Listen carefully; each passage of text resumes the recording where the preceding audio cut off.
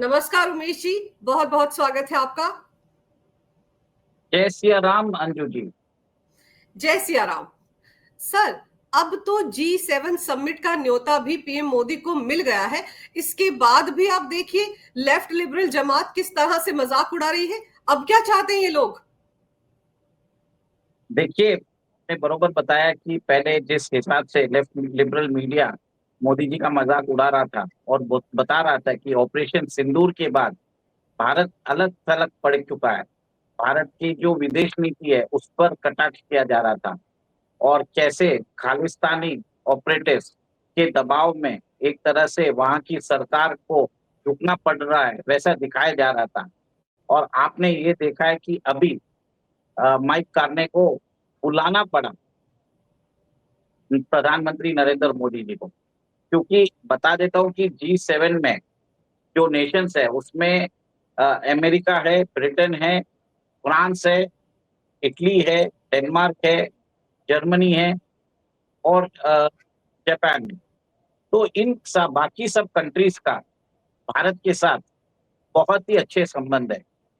जैसे आपने देखा कि यूके के साथ हमने फ्री ट्रेड अग्रीमेंट साइन कर लिया था, फ्रांस के साथ हमारी अच्छी डिफेंस पार्टनरशिप है, जापान के साथ हम एक तरह से उनसे डीपनिंग टाइज करते जा रहे हैं, जर्मनी के साथ हम डिफेंस और इकोनॉमिक पार्टनरशिप कर रहे हैं और हर नेशंस के साथ हमारे अच्छे संबंध है। इवन अमेरिका के साथ भी फ्री ट्रेड अग्रीमेंट की बातचीत चल रही है।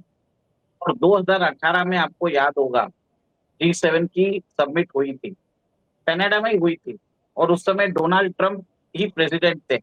उस समय बिना एक तरह से जो व्हाइट पेपर निकलता है लास्ट में कंक्लूजन, बिना कंक्लूजन के वो सबमिट एक तरह से खारिज हो गई थी। डोनाल्ड ट्रंप ने तो यहां तक बोल दिया कि इसका कोई रेलेवेंस नहीं है, इसको बढ़ाना जरूरी है।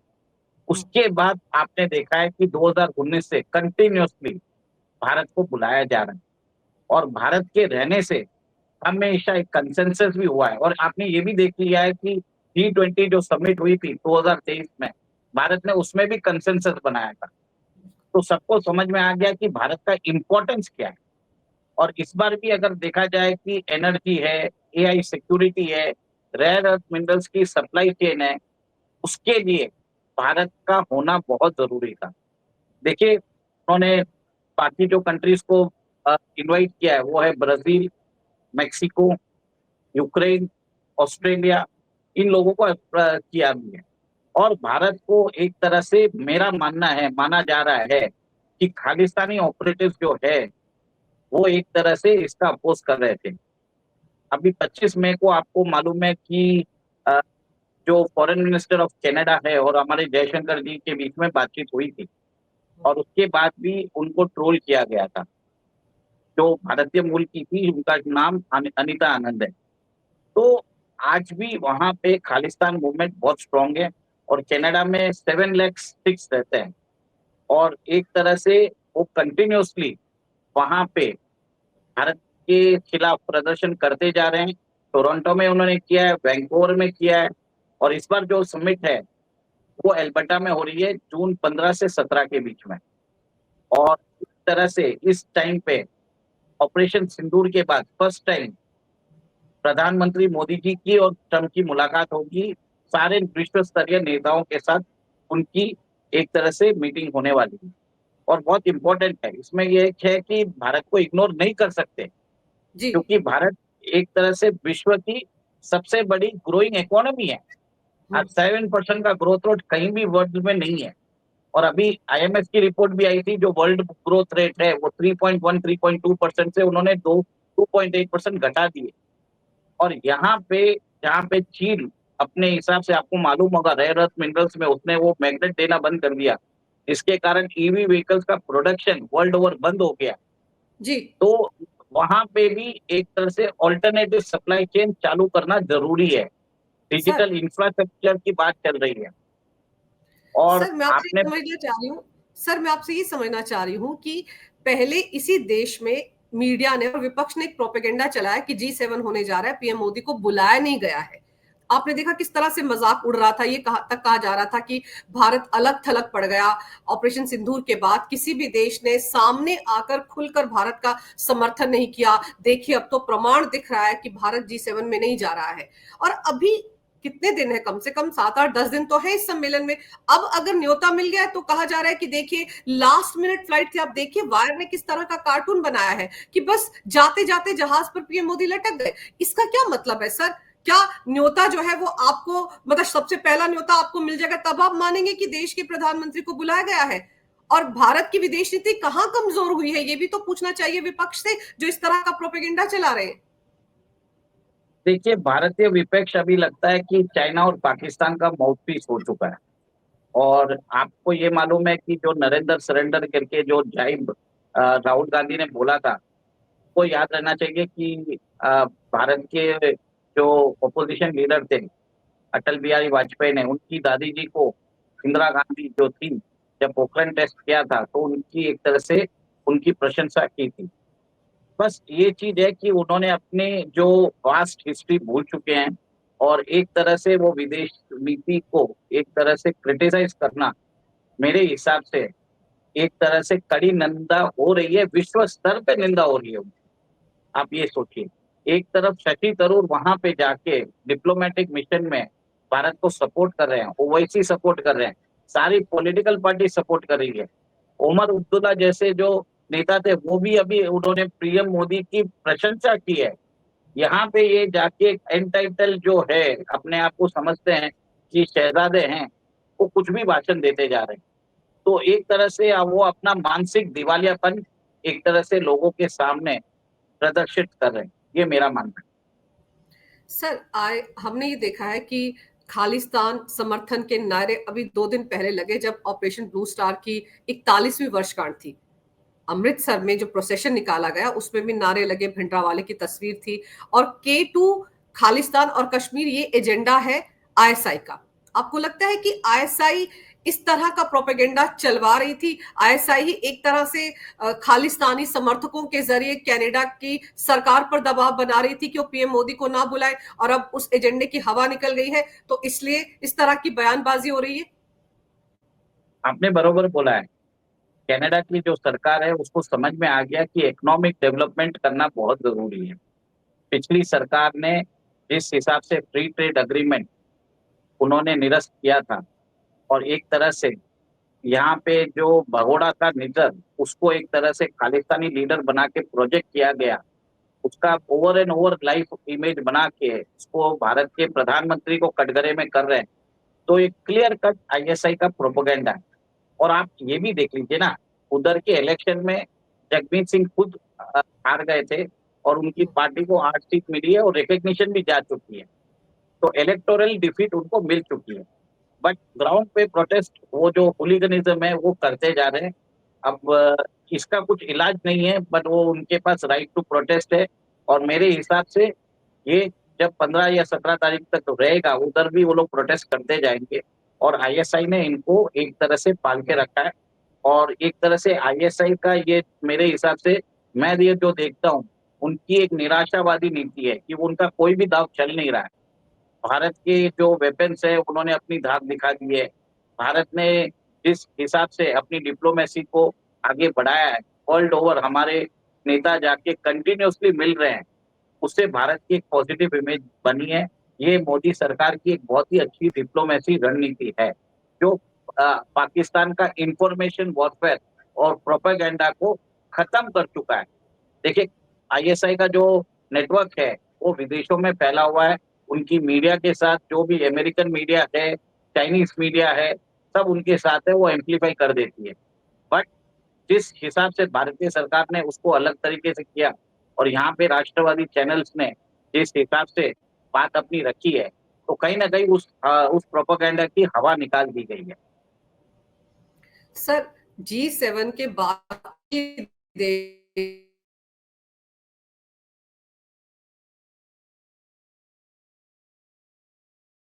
इससे पता नहीं चलता है कि हमारे देश की क्या इंपॉर्टेंस है बाकी देशों के लिए?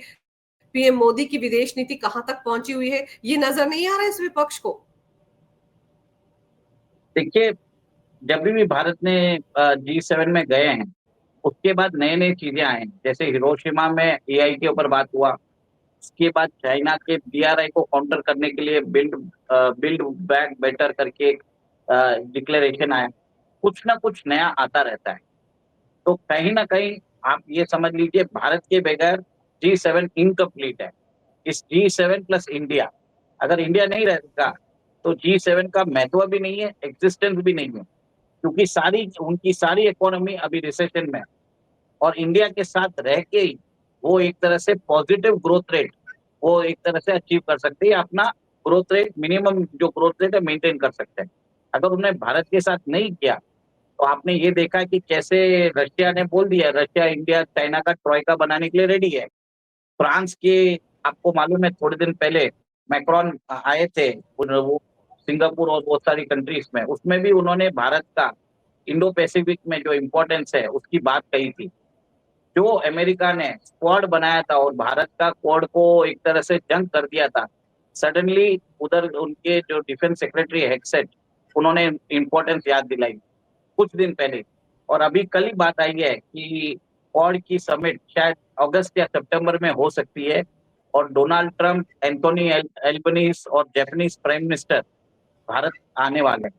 तो कहीं ना कहीं इस मीटिंग में जो होता है, आइस ब्रेकिंग जो होती है भारत और अमेरिका के बीच में, जो एक तरह से रस्साकशी चल रही है, एक बयानबाजी चल रही है, वो कुछ ना कुछ कम होती नजर आएगी। और एक तरह से उनको भी रियलाइजेशन होगा कि भारत का इम्पोर्टेंस क्या है, और उनको समझ में आ जाएगा। सब लोग भारत के साथ रिश्ता बढ़िया बनाना चाहते हैं, कनाडा खुद चाहता है, क्योंकि यहाँ से कम 3 से 4 लाख स्टूडेंट कनाडा जाते हैं और उनकी इकोनॉमी में $5 to $6 बिलियन का कंट्रीब्यूशन करते हैं।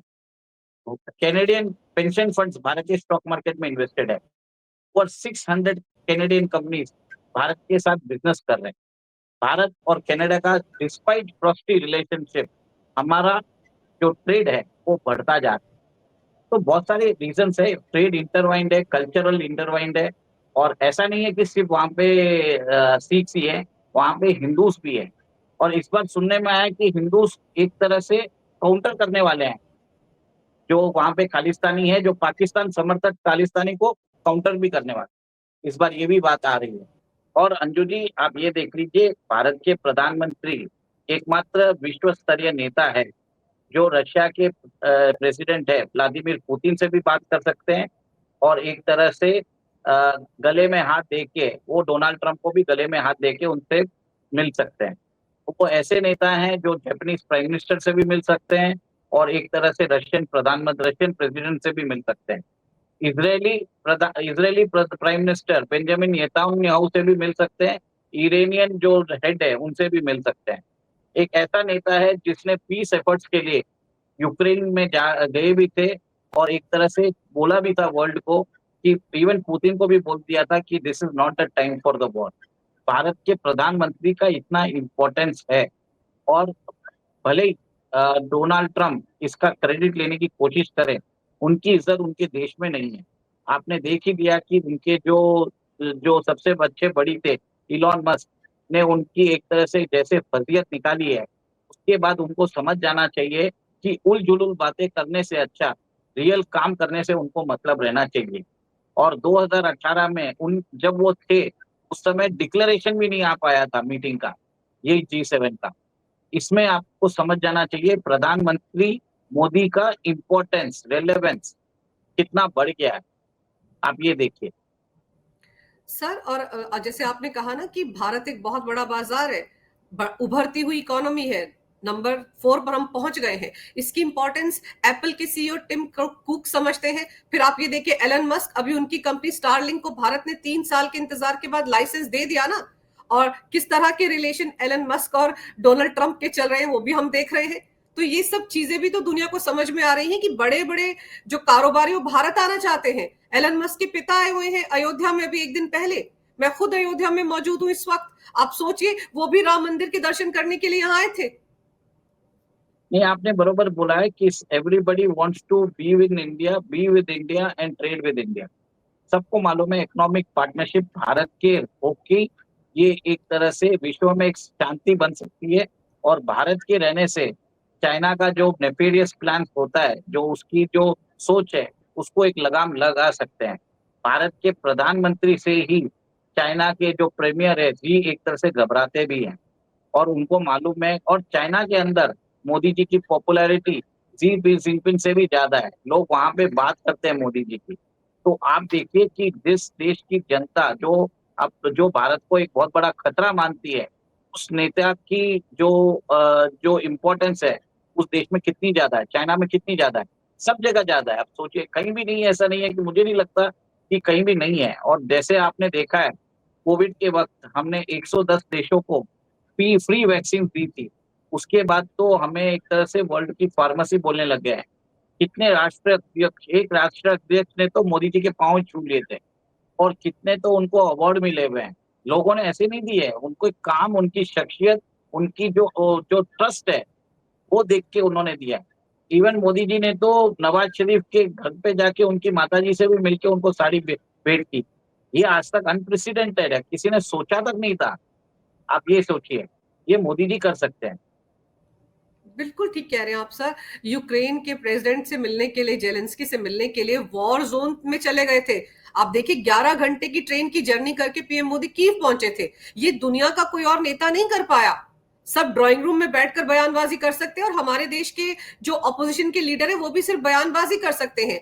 ऑपरेशन सिंदूर में उनको लग रहा था कि पीएम मोदी अलग थलग पड़ गए, इसलिए जी7 में बुलाया नहीं गया। और अब जब न्योता आ गया है तो उल्टे कार्टून बना बनाकर मजाक उड़ा रहे हैं। सर, इस देश के विपक्ष को क्या कभी ये समझ में आएगा कि विदेश नीति पूरे देश की होती है?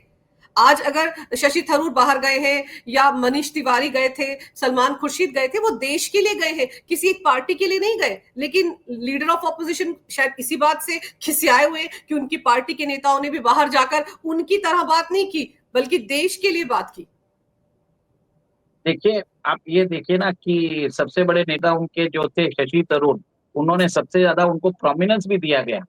आप ये देखिए, कोई बीजेपी के नेता को नहीं दिया गया, शशि थरूर को सिलेक्ट किया गया। और आपको मालूम है, शशि थरूर और प्रधानमंत्री मोदी के बीच में जो एक तरह से बयानबाजी आती है, वो एक बहुत ही कटाक्ष होती है। आपको याद भी होगा कि इलेक्शन रैलीज में दोनों एक दूसरे को छोड़ते नहीं, पर जब देश के लिए आए तब दोनों साथ में मिलकर बात करने लग गए। और मोदी जी ने भी, जब आपको ध्यान होगा, एक डेढ़ महीने पहले वाइविंगम में जो डीप सी पोर्ट के जो इनॉग्रेशन में गए थे, तब उन्होंने शशि थरूर को एक तरह से विशेष तरीके से उनको संबोधित करके उनसे हाथ मिलाया था। तो ये बात होती है, देश के लिए काम करने के लिए देश से एक दोनों एक साथ खड़े हो गए हैं सारे राष्ट्रीय। इतना ऐसा सोचिए ना, ओवैसी जैसा नेता भी देश के लिए अपनी बात करना चालू कर दिया है। मोदी जी ने उनको भी चेंज कर दिया। ये होता है, ये बात, ये विश्व स्तरीय नेता की बात होती है कि वो देश के अंदर भी लोगों को अपने साथ जोड़ सकते हैं। विश्व स्तरीय नेताओं के साथ भी वो गले मिल सकते हैं। इसी को तो बोलते हैं कि विश्व गुरु बनने की राह पे भारत आगे बढ़ रहा है, अग्रसर हो रहा है। सर, भारत तो विश्व गुरु बनने की राह पर अग्रसर हो रहा है पीएम मोदी की अगुवाई में। लेकिन हमारे देश के एक एलओपी हैं जो कि अभी भी महाराष्ट्र में हार के सिंड्रोम से ग्रस्त है। कब कब देखिए, अभी चुनाव आयोग पर फिर सवाल उठा दिए, फिर कहना शुरू कर दिया कि बड़ी गड़बड़ी हुई थी महाराष्ट्र विधानसभा चुनाव में। सर, आगे क्यों नहीं बढ़ पा रहे ये लोग? क्यों ये ग्रेसफुली अपनी हार स्वीकार नहीं कर पाते? देखिए, उनको एक सदमा लगा हुआ है। एक तो चीज है, इंडिक अलायंस में टोटली बिखराव आ चुका है। जितने भी कद्दावर नेता हैं उनके साथ खड़े नहीं, भले वो उमर अब्दुल्ला हो या शरद पवार हो और या तो ओवैसी हो, सब लोग इनसे अलग अलग पड़ चुके हैं। उनकी खुद की उनकी पार्टी में उनकी इमेज खराब हो चुकी है। शशि थरूर को एक तरह से लोग, मतलब इवन बीजेपी सर्कल में और कांग्रेस के लिबरल सर्कल में भी उनको एक तरह से माना जा रहा है कि he should be the leader of the party. Rahul Gandhi को एक तरह से बोला नहीं जा रहा है, पर अल्टीमेटली जो जिस हिसाब से उनकी लोकप्रियता है, मुझे ये लगता है कि थोड़े दिन के मेहमान रह चुके हैं शशि थरूर, उनको पार्टी से निकाल दिया जाएगा वेरी सुन। तो चलिए सर, देखते हैं कि किस तरह की खलबली कांग्रेस पार्टी के अंदर मचती है, क्योंकि आप सही कह रहे हैं, शशि थरूर बहुत जल्द उनको खुद कांग्रेस लीडरशिप पार्टी से बाहर कर देगी और शायद वो ये चाहते भी हैं कि उनको बाहर कर दिया जाए। और दूसरा, तभी इस तरह की बयानबाजी, और राहुल गांधी को आप देख लीजिए, इस तरह की बयानबाजी करके वो खुद ही अपनी जो इमेज है उसको खराब करने में लगे हुए हैं। चुनाव आयोग ने तो कह दिया कि मीडिया के जरिए बात ना करें, अगर बड़ी शिकायतें तो हमारे पास आ जाए। लेकिन अब G7 सम्मेलन में पीएम मोदी जा रहे हैं, वहां पर डोनाल्ड ट्रंप से मुलाकात होगी, क्या कुछ वहां पर होता है इस पर भी सबकी नजर रहेगी। लेकिन कम से कम देश की उस ऑपोजिशन और लुटियन गैंग का मुंह बंद हो गया जो ये सवाल उठा रहे थे कि G7 में भारत को क्यों नहीं बुलाया जा रहा है, ये बहुत बड़ी हार है भारत की विदेश नीति की। लेकिन अब न्योता आ गया है तो भी इनके पेट में दर्द मची हुई है, इनका कोई इलाज तो सर किया नहीं जा सकता। पर सर आपने समय निकाला इस विषय पर, बहुत ही अहम जानकारी मेरे दर्शकों को दी, आपका बहुत बहुत धन्यवाद। नमस्कार, जय सिया राम। जय सिया राम अंजू जी।